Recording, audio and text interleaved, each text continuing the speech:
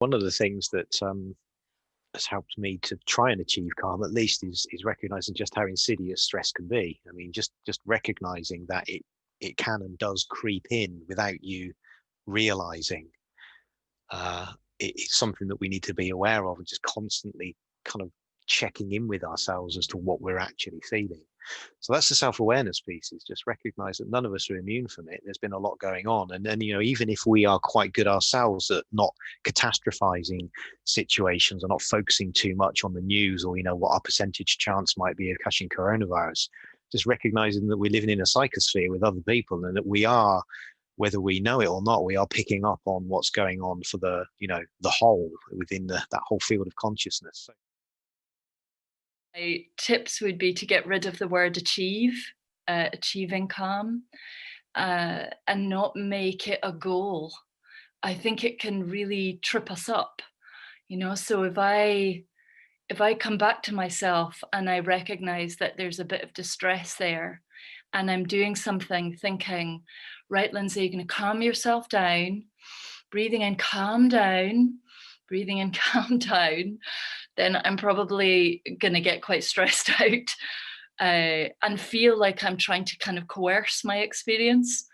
It makes me think of my favorite mindfulness reference of all, which is Kung Fu Panda. And there's the scene where Sifu is sitting going, inner calm, before he has kind of got the bit about self-acceptance. So I think that what is calming, a tip for calming, is just to make the space to notice what's going on and to let that be authentic. So again, we're not falling into kind of a kind of brittle positive affirmation style of being with ourselves, but just to take a pause and recognize what is going on right now, what is going on with my breathing, what is going on in my body, what is going on in the weather system of my heart. And when I'm sharing mindfulness with others, I often use the breath as a way, a kind of anchor for that awareness.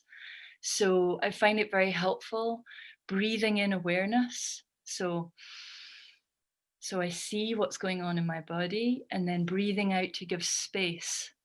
So just to give space, not to make it go away, but to give a kind of unconditional permission to allow whatever is there just to be there. And then I find the system, it's like it's been met in an authentic way rather than a coercive way. That some calmness could arise in the system as a result of just being there with ourselves, being there in an unconditional kind of a way.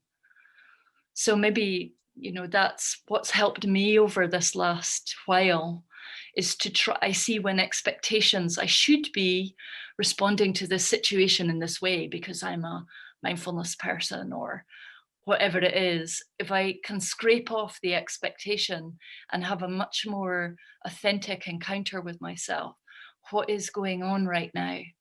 And what is the possibility for me to just be with this as I am? If I could just allow things to be as they are, I feel like my system intuitively begins to release and to soften. So for me, nature is really helpful. If I notice if I'm out for a walk and I'm looking down at the ground, I'm tending to ruminate. That's a kind of posture of rumination for me. So if I look up and I look at the sky and I look at the birds, there's a natural kind of expansiveness that comes out of the thought movie that's just kind of rehearsing the fantasy of past and future, and kind of comes into what is going on just now in this world, in this environment, in this internal environment. And that gives me the chance of having the opportunity to taste the sweetness of that moment. Any given moment can be a moment for sweetness, and I get to taste that more. So it's important for me to remember that in daily life at the moment, not to get too caught in the realities of news or speculating about news, but to taste my coffee, or to notice the geese flying over, or to feel how comfortable I feel when I lie in my bed. That's the delight of my actual, tangible, real experience.